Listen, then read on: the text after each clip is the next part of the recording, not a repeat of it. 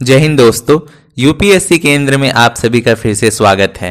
दोस्तों, हिंदी साहित्य के इस कड़ी में आज की कहानी है निमंत्रण, जिसे प्रेमचंद ने लिखा है। तो चलिए इस कहानी का आस्वादन करते हैं। पंडित मोटेराम शास्त्री ने अंदर जाकर अपनी विशाल उदर पर हाथ फेरते हुए यह पद पंचम स्वर में गाया। अजगर करे ना चाकरी, पंछी करे ना काम, दास मलुका कह गए सबके दाता राम। सोना ने प्रफुल्लित होकर पूछा, कोई मीठी ताजी खबर है क्या? शास्त्री जी ने पैंतरे बदल कर कहा, मार लिया आज, ऐसा ताक कर मारा कि चारों खाने चित, सारे घर का न्योता, सारे घर का। वह बढ़ बढ़कर हाथ मारूंगा कि देखने वाले दंग रह जाएंगे। उधर महाराज अभी से अधीर हो रहे हैं। सोना, कहीं पहले की भांति अब भी धोखा ना हो, पक्का पोढ़ा कर लिया है ना? मोटेराम ने मूछें ऐंठते हुए कहा, ऐसा सगुन मुंह से ना निकालो। बड़े जब तब के बाद यह शुभ दिन आया है, जो तैयारियां करनी हो कर लो। सोना, वह तो करूंगी ही, क्या इतना भी नहीं जानती? जन भर घास थोड़ी ही खोदती रही हूं, मगर है घर भर का ना। मोटेराम, अब और कैसे कहूं, पूरे घर भर का है। इसका अर्थ समझ में ना आया हो तो मुझसे पूछो। विद्वानों की बात समझना सबका काम नहीं, मगर उनकी बात सभी समझ ले तो उनकी विद्वता का महत्व ही क्या रहे। बताओ, क्या समझी? मैं इस समय बहुत ही सरल भाषा में बोल रहा हूँ, मगर तुम नहीं समझ सकी। बताओ, विद्वता किसे कहते हैं? महत्व ही का अर्थ बताओ। घर भर का निमंत्रण देना क्या दिल लगी है? हाँ, ऐसे अवसर पर विद्वान लोग राजनीति से काम लेते हैं और उसका वही आशय निकालते हैं जो अपने अनुकूल हो। मुरादापुर की रानी साहब 7 ब्राह्मणों को इच्छापूर्ण भोजन कराना चाहती हैं। कौन कौन महाशय मेरे साथ जाएंगे, यह निर्णय करना मेरा काम है। अलगू राम शास्त्री, बेनी राम शास्त्री, छेदी राम शास्त्री, भवानी राम शास्त्री, फेकू राम शास्त्री, मोटे राम शास्त्री आदि जब इतने आदमी अपने ही घर में हैं, तब बाहर कौन ब्राह्मणों को खोजने जाए? सोना, और 7वां कौन? मोटे, बुद्धि दौड़ाओ। सोना, एक पत्थर घर लेते आना। मोटे, फिर वही बात कही जिसमें बदनामी हो। छी छी, पत्तल घर लाऊं? उस पत्तल में वह स्वाद कहाँ जो जजमान के घर पर बैठकर भोजन करने में है। सुनो, 7वें महाशय हैं पंडित सोनाराम शास्त्री। सोना, चलो दिल लगी करते हो, भला कैसे जाऊंगी? मोटे, ऐसी ही कठिन अवसरों पर तो विद्या की आवश्यकता पड़ती है। विद्वान आदमी अवसर को अपना सेवक बना लेता है, मूर्ख अपने भाग्य को रोता है। सोना देवी और सोनाराम शास्त्री में क्या अंतर है जानती हो? केवल परिधान का। परिधान का अर्थ समझती हो? परिधान पहनावा को कहते हैं। इसी साड़ी की मेरी तरह बांध लो, मेरी मिर्जई पहन लो, ऊपर से चादर ओढ़ लो, पगड़ी मैं बांध दूंगा, फिर कौन पहचान सकता है? सोना ने हंसकर कहा, मुझे तो लाज लगेगी। मोटे, तुम्हें करना ही क्या है, बातें तो हम करेंगे। सोना ने मन ही मन आने वाले पदार्थों का आनंद लेकर कहा, बड़ा मजा आएगा। मोटे, बस अब विलंब ना करो, तैयारी करो, चलो। सोना, कितनी फंगी बना लूं? मोटे, यह मैं नहीं जानता, बस यही आदर्श सामने रखो कि अधिक से अधिक लाभ हो। सहसा सोना देवी को एक बात याद आ गई। बोली, अच्छा, इन बिच्छुओं का क्या करूंगी? मोटेराम ने त्योरी चढ़ाकर कहा, इन्हें उठाकर रख देना, और क्या करोगी? सोना, हाँ जी, क्यों नहीं, उतार कर रख क्यों न दूंगी। मोटे, तो क्या तुम्हारे बिछुए पहनने से ही मैं जी रहा हूँ? जीता हूँ पौष्टिक पदार्थों के सेवन से, तुम्हारे बिछुओं के पुण्य से नहीं जीता। सोना, नहीं भाई, मैं बिछुए न उतारूंगी। मोटेराम ने सोच कर कहा, अच्छा पहने चलो, कोई हानि नहीं, गोवर्धनधारी यह बाधा भी हर लेंगे। बस पाँव में बहुत से कपड़े लपेट लेना, मैं कह दूंगा इन पंडित जी की फिल पाँव हो गया। क्यों, कैसी सूझी? पंडिताइन ने पतिदेव को प्रशंसा सूचक नेत्रों से देखकर कहा, जन भर पढ़ा नहीं है। संध्या समय पंडित जी ने 5 पुत्रों को बुलाया और उपदेश देने लगे। पुत्रों, कोई काम करने के पहले खूब सोच समझ लेना चाहिए कि कैसा क्या होगा। मान लो रानी साहब ने तुम लोगों का पता ठिकाना पूछना आरंभ किया, तो तुम लोग क्या उत्तर दोगे? यह तो महान मूर्खता होगी कि तुम सब मेरा नाम लो। सोचो, कितने कलंक और लज्जा की बात होगी कि मुझ जैसा विद्वान केवल भोजन के लिए इतना बड़ा कुचक्र रचे। इसलिए तुम सब थोड़ी देर के लिए भूल जाओ कि मेरे पुत्र हो। कोई मेरा नाम मत न बतलाए। संसार में नामों की कमी नहीं, कोई अच्छा सा नाम चुनकर बता देना। पिता का नाम बदल देने से कोई गाली नहीं लगती। यह कोई अपराध नहीं। अलगू, आप ही बता दीजिए। मोटे, अच्छी बात है, बहुत अच्छी बात है। हाँ, इतने महत्व का काम मुझे स्वयं करना चाहिए। अच्छा सुनो, अलगूराम के पिता का नाम है पंडित केशव पांडे, खूब याद कर लो। बेनीराम के पिता का नाम पंडित मंगरू ओझा, खूब याद करना। छेदीराम के पिता हैं पंडित दमड़ी तिवारी, भूलना नहीं। भवानी, तुम गंगू पांडे बतलाना, खूब याद कर लो अच्छे से। अब रहे फेकू राम, तुम बेटा बतलाना सेतुराम पाठक। हो गए सब, हो गया सबका नामकरण। अच्छा, अब मैं परीक्षा लूंगा, होशियार रहना। बोलो अलगू, तुम्हारे पिता का क्या नाम है? अलगू, पंडित केशव पांडे। बेनीराम, तुम बताओ। दमड़ी तिवारी। छेदी, यह तो मेरे पिता का नाम है। बेनी, मैं तो भूल गया। मोटे, भूल गए? पंडित के पुत्र होकर तुम एक नाम भी याद नहीं कर सकते, बड़े दुख की बात है। मुझे पांचों नाम याद हैं, तुम्हें एक नाम भी याद नहीं। सुनो, तुम्हारे पिता का नाम है पंडित मंगरू ओझा। क्या? पंडित मंगरू ओझा। पंडित जी लड़कों की परीक्षा ले ही रहे थे कि उनके परम मित्र पंडित चिंतामणि ने द्वार पर आवाज दी। पंडित मोटेराम ऐसे घबराए कि सिर पैर की सुधि न रहे। लड़कों को भगाना ही चाहते थे कि पंडित चिंतामणि अंदर चले आए। दोनों सज्जनों ने बचपन से गाढ़ी मैत्री थी। दोनों बहुधा साथ साथ भोजन करने जाया करते थे, और यदि पंडित मोतेराम अव्वल रहते तो पंडित चिंतामणि के द्वितीय पद में कोई बाधा हो ही नहीं सकता था। पर आज मोटेराम जी अपने मित्र को साथ नहीं ले जाना चाहते थे। उनके साथ ले जाना अपने घर वालों में से किसी एक को छोड़ देना था, और इतना महान आत्मत्याग उनके लिए करने को तैयार नहीं थे। चिंतामणि ने यह समारोह देखा तो प्रसन्न होकर बोले, क्यों भाई, अकेले ही अकेले? मालूम होता है आज कहीं गहरा हाथ मारा है। मोटेराम ने मुंह लटकाकर कहा, कैसी बातें करते हो मित्र, ऐसा तो कभी नहीं हुआ कि मुझे कोई अवसर मिला और मैं तुम्हें सूचना ना दी हो। कदाचित कुछ समय ही बदल गया, या किसी का ग्रह का फेर है, कोई झूठ को भी नहीं बुलाता। पंडित चिंतामणि ने अविश्वास के भाव से कहा, कोई ना कोई बात तो मित्र अवश्य है, नहीं तो ये बालक क्यों जमा है? मोटे, तुम्हारी इन्हीं बातों पर मुझे क्रोध आता है। लड़कों की परीक्षा ले रहा हूँ, ब्राह्मण के लड़के हैं, 4 अक्षर पढ़े बिना इनको कौन पूछेगा? चिंतामणि को अब भी विश्वास न आया। उन्होंने सोचा, लड़कों से ही इस बात का पता लगा सकता है। फेकूराम सबसे छोटा था, उसी से पूछा, क्या पढ़ रहे हो बेटा? हमें भी सुनाओ। मोटेराम ने फेकूराम को बोलने का अवसर ही ना दिया, डरे कि यह तो सारा भांडा फोड़ देगा। बोले, अभी यह क्या बतलाएगा? दिन भर खेलता है। फेकूराम इतना बड़ा अपराध अपने नन्हे से सिर पर क्यों लेता? बाल सुलभ गर्व से बोला, हमको तो याद है पंडित सेतुराम पाठक, हम याद भी कर लें तो इस पर भी कहते हैं हरदम खेलता है। यह कहते हुए रोना शुरू किया। चिंतामणि ने बालक को गले लगा लिया और बोले, नहीं बेटा, तुमने अपना पाठ सुना दिया है, तुम खूब पढ़ते हो। यह सेतुराम पाठक कौन है बेटा? मोटेराम ने बिगड़ कर कहा, तुम भी लड़कों की बातों में आते हो, सुन लिया होगा किसी का नाम। फेंक उसे, जा बाहर जा खेल। चिंतामणि अपने मित्र की घबराहट देखकर समझ गए कि कोई ना कोई रहस्य अवश्य है। बहुत दिमाग लड़ाने पर भी सेतुराम पाठक का आशय उनकी समझ में न आया। अपने परम मित्र की इस कुटिलता पर मन में दुखित होकर बोले, अच्छा, आप पाठ पढ़ाएं और परीक्षा लीजिए, मैं जाता हूँ। तुम इतने स्वार्थी हो इसका मुझे गुमान तक न था। आज तुम्हारी मित्रता की परीक्षा हो गई। पंडित चिंताराम बाहर चले गए। मोटेराम जी के पास उन्हें मनाने के लिए समय न था, फिर परीक्षा लेने लगे। सोना ने कहा, मना लो, रूठे जाते हैं, फिर परीक्षा लेना। मोटे, जब कोई काम पड़ेगा मना लूंगा। निमंत्रण की सूचना पाते ही इनका सारा क्रोध शांत हो जाएगा। हाँ भवानी, तुम्हारे पिता का क्या नाम? भवानी, गंगू पांडे। मोटे, और तुम्हारे पिता का नाम? फेगू। बता तो दिया, उस पर कहते हैं पढ़ता नहीं है।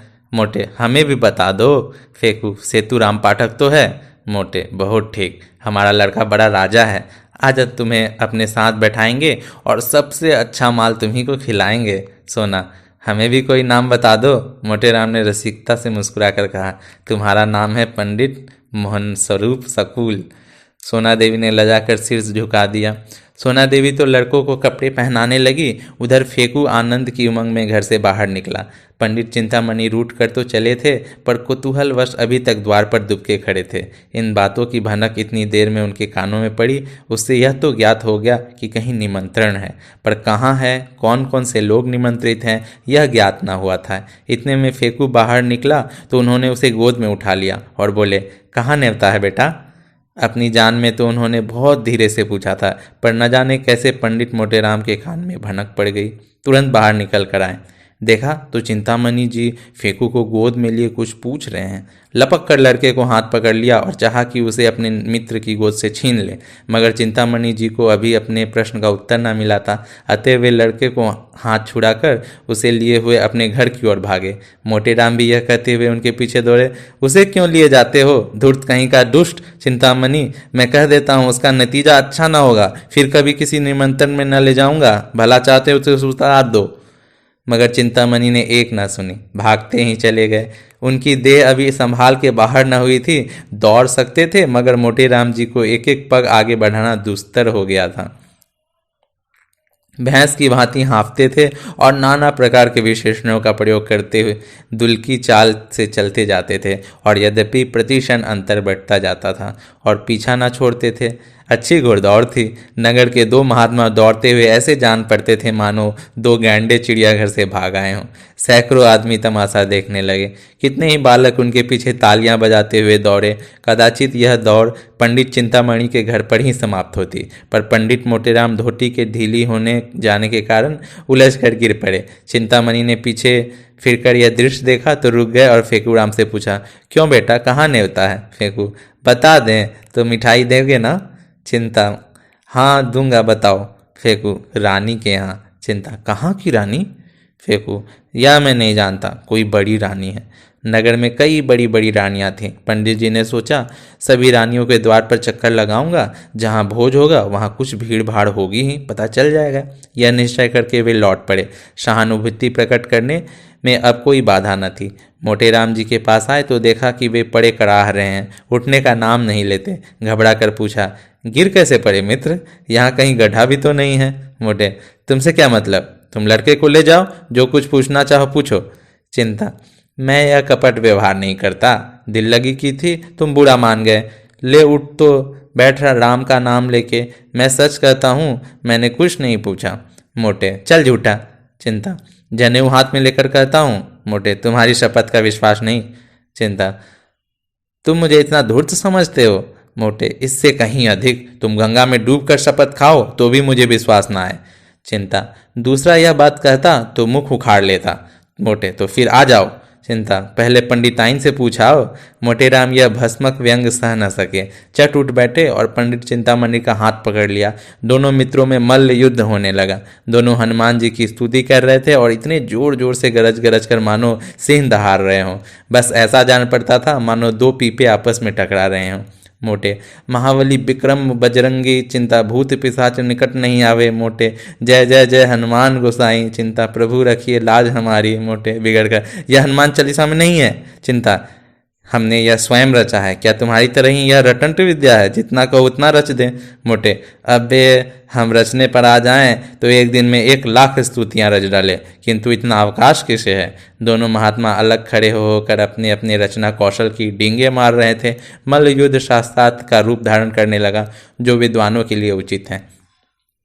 इतने में किसी ने चिंतामणि के घर कह दिया कि पंडित मोटेराम और चिंतामणि जी में बड़ी लड़ाई हो रही है। चिंतामणि जी 3 महिलाओं के स्वामी थे, कुलीन ब्राह्मण थे, पूरे 20 बिस्वे पर उस पर विद्वान भी उच्च कोटि के, दूर दूर तक यजमानी थी। ऐसे पुरुषों को सब अधिकार है। कन्या के साथ साथ जब प्रचुर दक्षिणा भी मिलती हो तब कैसे इनकार किया जाए? इन तीनों महिलाओं का सारे मोहल्ले में आतंक छाया हुआ था। पंडित जी ने इनके नाम बहुत ही रसीले रखे थे। बड़ी स्त्री को अमिरती, मंझली को गुलाब जामुन और छोटी को मोहन भोग कहते थे। पर मोहल्ले वालों के लिए तीनों महिलाएं त्रायताप से कम नहीं थी। घर में नित्य आंसुओं की नदी बहती रहती। खून की नदी तो पंडित जी ने भी कभी नहीं बहाई, अधिक से अधिक शब्दों की ही नदी बहाई थी। पर मजाल न थी कि बाहर का आदमी किसी को कुछ कह जाए। संकट के समय तीनों एक हो जाती थी। यह पंडित जी की नीति चातुर्य का सुफल था। जो ही खबर मिली कि पंडित चिंतामणि पर संकट पड़ा हुआ है, तीनों त्रिदोष की भांति कुपित हो कर घर से निकली और उनमें जो अन्य दोनों जैसी मोटी नहीं थी, सबसे पहले समरभूमि में जा पहुंची। पंडित मोटेराम जी ने उसे आते देखा तो समझ गए कि अब कुशल नहीं। अपना हाथ छुड़ाकर बगटे भागे, पीछे फिर कर भी न देखा। चिंतामणि जी ने बहुत ललकारा पर मोटेराम के कदम न रुके। चिंता, अजी भागे क्यों, ठहरो, कुछ मजा तो चखते जाओ। मोटे, मैं हारा गया भाई, हार गया। चिंता, अभी कुछ दक्षिणा तो लेते जाओ। मोटेराम ने भागते हुए कहा, दया करो भाई। 8 बजते बजते पंडित मोटेराम ने स्नान और पूजन करके कहा, अब विलंब नहीं करना चाहिए। फंकी तैयार है ना? सोना, फंकी लिए तो कब से बैठी हूँ, तुम्हें जो तो जैसे किसी बात की सुधी ही नहीं रहती। रात को कौन देखता है कि कितनी देर तक पूजा करते हो। मोटे, मैं तुमसे 1 नहीं 1000 बार कह चुका हूँ कि मेरे कामों में मत बुला करो। तुम नहीं समझ सकती कि मैंने इतना विलंब क्यों किया। तुम्हें ईश्वर ने इतनी बुद्धि ही नहीं दी। जल्दी जाने से अपमान होता है।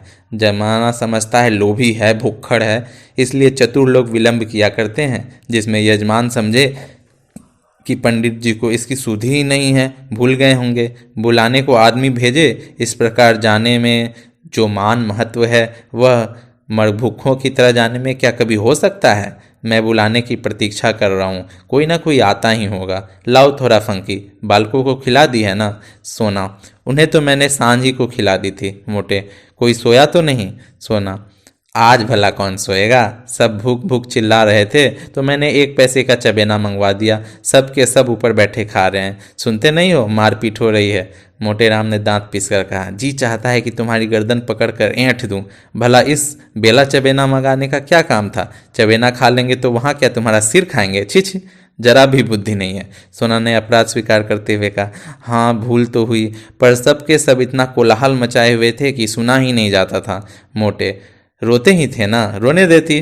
रोने से उनका पेट न भरता बल्कि और भूख खुल जाती। सहसा एक आदमी ने बाहर से आवाज दी, पंडित जी महारानी बुला रही हैं और लोगों को लेकर जल्दी चलो। पंडित जी ने पत्नी की ओर गर्व से देखकर कहा, देखा, इसे निमंत्रण कहते हैं, अब तैयारी करनी चाहिए। बाहर आकर पंडित जी ने उस आदमी से कहा, तुम एक क्षण और ना आते तो मैं कथा सुनाने चला गया होता, मुझे बिल्कुल याद न थी। चलो अब बहुत शीघ्र आते हैं। 9 बजते बजते पंडित मोटेराम बाल गोपाल सहित रानी साहब के द्वार पर जा पहुँचे। रानी बड़ी विशालकाय एवं तेजस्विनी महिला थी। इस समय वे कार चौबीदार तकिया लगाए तख्त पर बैठी हुई थी। 2 आदमी हाथ बांधे पीछे खड़े थे। बिजली का पंखा चल रहा था। पंडित जी को देखते ही रानी ने तख्त से उठकर चरण स्पर्श किया और इस बालक मंडल को देखकर मुस्कुराती हुई बोली, इन बच्चों को आप कहाँ से पकड़ लाए? मोटे, करता क्या, सारा नगर छान मारा, किसी पंडित ने आना स्वीकार न किया। कोई किसी के यहाँ निमंत्रित है, कोई किसी के यहाँ। तब तो मैं बहुत चकराया। अंत में मैंने उनसे कहा, अच्छा आप नहीं चल सकते तो हरी इच्छा, लेकिन ऐसा कीजिए कि मुझे लज्जित ना होना पड़े। तब जबरदस्ती प्रत्येक के घर से जो बालक मिला उसे पकड़ कर लाना पड़ा। क्यों फेकुराम, तुम्हारे पिताजी का क्या नाम है? फेकुराम ने गर्व से कहा, पंडित सेतुराम पाठक। रानी, बालक तो बड़ा होनहार है। और बालकों की भी उत्कंठा हो रही थी कि हमारी भी परीक्षा ली जाए, लेकिन जब पंडित जी ने उनसे कोई प्रश्न न किया और उधार रानी ने फेकुराम की प्रशंसा कर दी, तब तो वे अधीर हो उठे। भवानी बोला, मेरे पिता का नाम है पंडित गंगू पांडे। छेदी बोला, मेरे पिता का नाम है दमड़ी तिवारी। बेनीराम ने कहा, मेरे पिता का नाम है पंडित मंगरू ओझा। अलगूराम समझदार था, चुपचाप खड़ा था। रानी ने उससे पूछा, तुम्हारे पिता का क्या नाम है जी? अलगूराम को इस वक्त पिता का निर्दिष्ट नाम याद न आया, ना यही सूझा कि कोई और नाम ले ले। हद बुद्धि सा खड़ा रहा। पंडित मोटेराम ने जब उसकी ओर दांत पीसकर देखा तब रहा सहा हवास भी गायब हो गया। फेकुराम ने कहा, हम बता दें भैया भूल गए।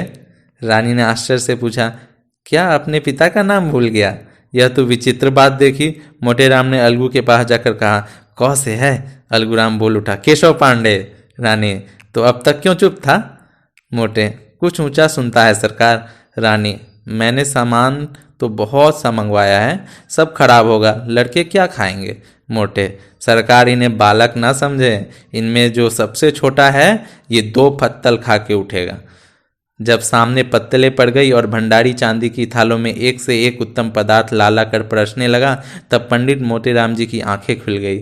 उन्हें आए दिन निमंत्रण मिलते रहते थे, पर ऐसे अनुपम पदार्थ कभी सामने ना आए थे। घी की ऐसी सेंधी सुगंध उन्हें कभी ना मिली थी।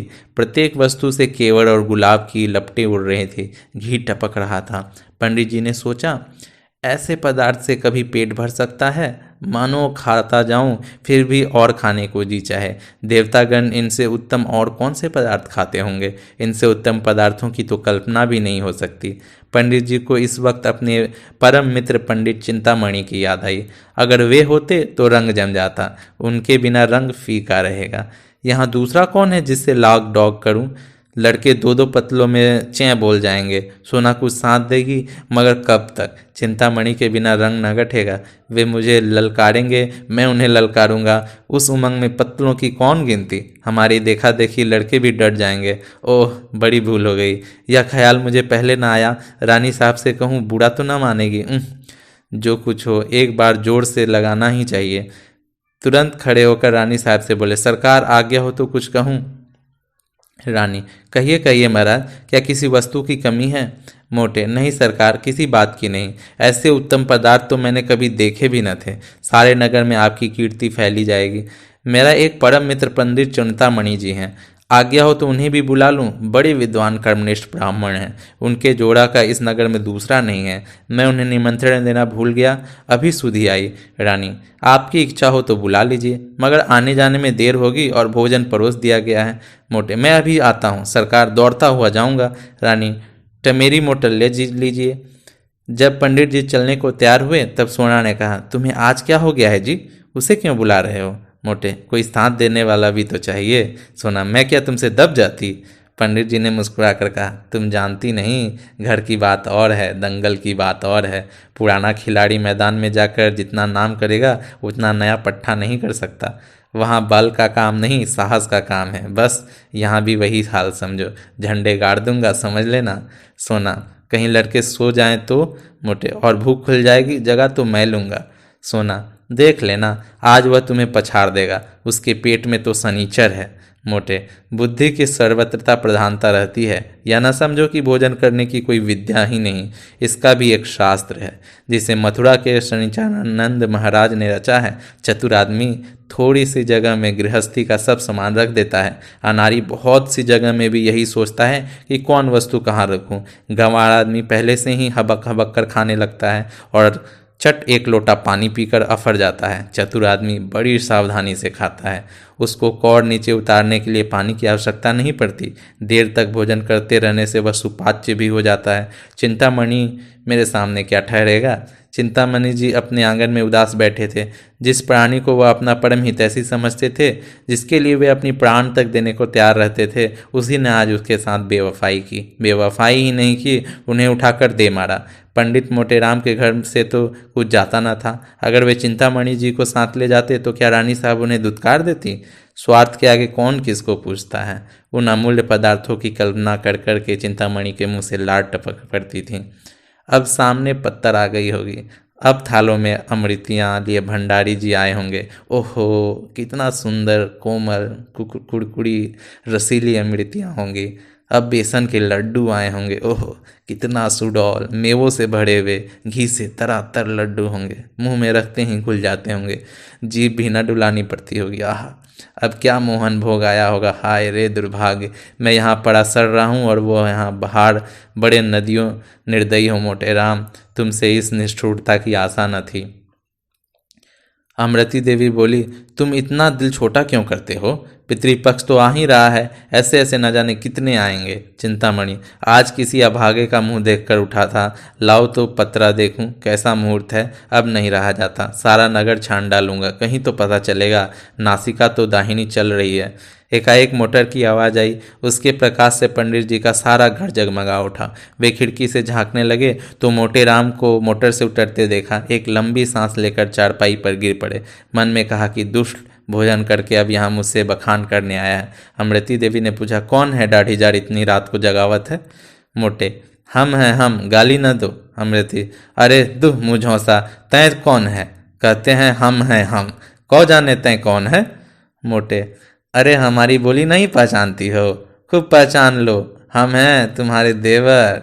अमृति, ए दूर, तो मुंह में का लगे, तोड़ लहास उठे, हमार देवर बनता है दाढ़ीदार? मोटे, अरे हम हैं मोटे राम शास्त्री, क्या इतना भी नहीं पहचानती? चिंतामणि घर में हैं? अमृति ने किवाड़ खोल दिया और तिरस्कार भाव से बोली, अरे तुम थे तो नाम का नहीं बताते थे? जब इतनी गालियां खा ली तो बोला निकला, क्या है क्या? मोटे, कुछ नहीं, चिंतामणि जी को शुभ संवाद देने आया हूँ, रानी साहब ने उन्हें याद किया है। अमृति, भोजन के बाद बुलाकर क्या करेंगी? मोटे, अभी भोजन कहाँ हुआ है, मैंने जब इनकी विद्या, कर्मनिष्ठा, सद्विचार की प्रशंसा की तो मुग्ध हो गई, मुझसे कहा कि उन्हें मोटर पे ले आओ। क्या सो गए? चिंतामणि चारपाई पर पड़े पड़े सुन रहे थे। जी में आता था चलकर मोटेराम के चरणों पर गिर पड़ूं। उनके विषय में अब तक जितने कुत्सित विचार उठे थे सब लुप्त हो गए। ग्लानि का आविर्भाव हुआ, रोने लगे। अरे भाई, आते हो या सोते ही रहोगे? यह कहते हुए मोटेराम उनके सामने जाकर खड़े हो गए। चिंता, तब क्यों न ले गए? जब इतनी दुर्दशा करा लिए तब आए, अभी तक पीठ में दर्द हो रहा है। मोटे, अजी वह तरमाल खिलाऊंगा कि सारा दर्द वर्द भाग जाएगा। तुम्हारे जजमानों को भी ऐसे पदार्थ मैसर न हुए होंगे। आज तुम्हें बद कर पछाड़ूंगा।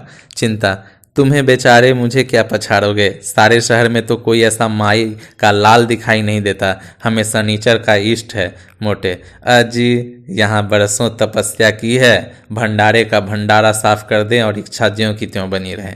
बस यही समझ लो कि भोजन करके हम खड़े नहीं रह सकते, चलना तो दूसरी बात है, गाड़ी पर लाद कर आते हैं। चिंता, तो यह कौन बड़ी बात है, यहाँ तो टिकटी पर उठाकर लाए जाते हैं, ऐसी ऐसी डकारें लेते हैं कि जान पड़ता है बम गोला छूट रहा है। एक बार खोपिया पुलिस ने बम गोले के संदेह में घर की तलाशी तक ली। मोटे, झूठ बोलते हो, कोई इस तरह नहीं डकार सकता। चिंता, अच्छा तो आकर सुन लेना, डर कर भाग न जाओ तो सही। एक क्षण में दोनों मित्र मोटर पर बैठे और मोटर चली।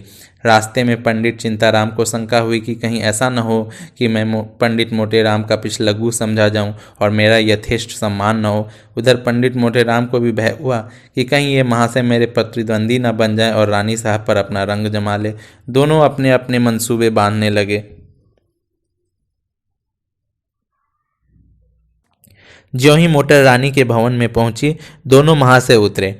अब मोटर राम चाहते थे कि पहले मैं रानी के पास पहुंच जाऊं और कह दूं कि पंडित को ले आया, और चिंतामणि चाहते थे कि पहले मैं रानी के पास पहुंचूं और अपना रंग जमा दूं। दोनों कदम बढ़ाने लगे। चिंतामणि हल्के होने के कारण जरा आगे बढ़ गए तो पंडित मोटेराम दौड़ने लगे। चिंतामणि भी दौड़ पड़े, घुड़दौड़ सी होने लगी। मालूम होता था कि दो गैंडे भागे जा रहे हैं। अंत में मोटेराम ने हाँफते हुए कहा, राजसभा में दौड़ते हुए जाना उचित नहीं। चिंता, तो तुम धीरे धीरे आओ ना, दौड़ने को कौन कहता है? मोटे, जरा रुक जाओ, मेरे पैर में कांटा गड़ गया है। चिंता, तो निकाल लो, तब तक मैं चलता हूँ। मोटे, मैं न कहता तो रानी तुम्हें पूछती भी नहीं। मोटेराम ने बहुत बहाने किए पर चिंतामणि ने एक न सुना। भवन में पहुंचे। रानी साहब बैठी कुछ लिख रही थी और रह रह कर द्वार की ओर ताक लेती थी कि सहसा पंडित चिंतामणि उनके सामने आ खड़े हुए और यूँ स्तुति करने लगे, हे यशोदे तू बाल केशव मुरार नामा। रानी, क्या मतलब? अपना मतलब कहो। चिंता, सरकार को आशीर्वाद देता हूँ। सरकार ने इस दास चिंतामणि को निमंत्रण करके कितना अनुग्रसित किया है, उसका बखान शेष नाग अपनी सहस्त्र जिह्वा द्वारा भी नहीं कर सकते। रानी, तुम्हारा ही नाम चिंतामणि है, वे कहाँ रह गए पंडित मोटेराम शास्त्री? चिंता, पीछे आ रहा है सरकार, मेरे बराबर आ सकता है भला, मेरा तो शिष्य है। रानी, अच्छा तो वो आपके शिष्य हैं? चिंता, मैं अपने मुंह से अपनी बड़ाई नहीं करना चाहता सरकार, विद्वानों का नम्र होना चाहिए, पर जो यथार्थ है वह तो सारा संसार जानता है। सरकार, मैं किसी को वाद विवाद में नहीं करता, यह मेरा अनुशीलन नहीं। मेरे शिष्य भी बहुधा मेरे गुरु बन जाते हैं, पर मैं किसी से कुछ नहीं कहता। जो सत्य है वह सभी जानते हैं। इतने में पंडित मोटेराम भी गिरते पड़ते हाँफते हुए आ पहुँचे और यह देखा कि चिंतामणि भद्रता और सभ्यता की मूर्ति बने खड़े हैं। वे देवोपम शांति के साथ खड़े हो गए। रानी, पंडित चिंतामणि बड़े साधु प्रकृति एवं विद्वान हैं, आप उनके शिष्य हैं, फिर भी वो आपको अपना शिष्य नहीं कहते हैं। मोटे, सरकार मैं इनका दास अनुदास हूँ। चिंता, जगर तारनी मैं इसका चरण रज हूँ। मोटे, रिपुल दल सिंहारनी मैं इनके द्वार का कुकर हूँ। रानी, आप दोनों सज्जन पूज्य हैं, एक से बढ़कर एक, चलिए भोजन कीजिए। सोना रानी बैठी पंडित मोटेराम की राह देख रही थी। पति की इस मित्र भक्ति पर उन्हें बड़ा क्रोध आ रहा था। बड़े लड़कों के विषय में तो कोई चिंता न थी, लेकिन छोटे बच्चों के सो जाने का भय था। उन्हें किस्से कहानियां सुना सुना कर बहला रही थी कि भंडारी ने आकर कहा, महाराज चलो। दोनों पंडित जी आसन पर बैठ गए। फिर क्या था, बच्चे कूद कूद कर भोजनशाला में जा पहुंचे। देखा तो दोनों पंडित दो वीरों की भांति आमने सामने डटे बैठे हैं। दोनों अपना अपना पुरुषार्थ दिखाने के लिए अधीर हो रहे थे। चिंता, भंडारी जी तुम परोसने में बड़ा विलंब करते हो, क्या भीतर जाकर सोने लगते हो? भंडारी, चुपाई मारे बैठे रहो, जौन कुछ होई सब आई जाई, घबराए का नहीं होत, तुम्हारे सिवाय और कोई जीवे नहीं बैठा है। मोटे, भैया भोजन करने के पहले कुछ देर सुगंध का स्वाद तो लो। चिंता, अजी सुगंध गया चूल्हे में, सुगंध देवता लोग लेते हैं, अपने लोग तो भोजन करते हैं। मोटे, अच्छा बताओ पहले किस चीज़ पर हाथ फेरोगे? चिंता, मैं जाता हूँ भीतर से सब चीज़ें एक साथ ले आता हूँ। मोटे, धीरज धरो भैया, सब पदार्थ को आ जाने दो, ठाकुर जी का भोग तो लग जाए। चिंता, तो बैठे क्यों हो, तब तक भोग ही लगाओ, एक बाधा तो मिटे, नहीं तो लाओ मैं चटपट भोग लगा दूं, व्यर्थ देर करोगे। इतने में रानी आ गई। चिंतामणि सावधान हो गए, रामायण की चौपाइयों का पाठ करने लगे। रहा एक दिन अवध अधारा, समुझन मन दुख भयउ अपारा, कौशल्य देश दशरथ के जाए, हम पितु बचन मानि बन आए, उलटी पलटी लंका कपि जारी, कूद पड़ा तब सिंधु मझारी, जेहि पर जाकर सत्य सनेहु, सोते ही मिले न कछु संदेहु, जामवंत के वचन सुहाए, सुनि हनुमान हृदय अति भाए। पंडित मोटेराम ने देखा कि चिंतामणि का रंग जमता जाता है, तो वे भी अपनी विद्वता प्रकट करने को व्याकुल हो गए। बहुत दिमाग लड़ाया, पर कोई श्लोक, कोई मंत्र, कोई कविता याद न आई। तब उन्होंने सीधे सीधे राम नाम का पाठ आरंभ किया। राम भज राम भज रे मन। उन्होंने इतने ऊंचे स्वर में जाप प्रारंभ किया कि चिंतामणि को भी अपना स्वर ऊंचा करना पड़ा। मोटे राम और जोर से गरजने लगे। इतने में भंडारी ने कहा, महाराज अब भोग लगाइए। यह सुनकर उस प्रतिस्पर्धा का अंत हुआ। भोग की तैयारी हुई। बाल वृंद सजग हो गया। किसी ने घंटा लिया तो किसी ने घड़ियाल, किसी ने शंख, किसी ने करताल, और चिंतामणि ने आरती की थाल उठा ली। मोटे राम मन में से ऐसे ऐंठ कर रह गए। रानी के समीप जाने का यह अवसर उनके हाथ से निकल गया। पर यह किसे मालूम था कि विधि वाम उधार कुछ और ही कुटिल कीड़ा कर रहा था। आरती समाप्त होने गई थी, भोजन शुरू होने को ही था कि एक कुत्ता न जाने किधर से आ गया। पंडित चिंतामणि के हाथ से लड्डू थाल में गिर पड़ा। पंडित मोटेराम अकचका कर रह गए। सर्वनाश!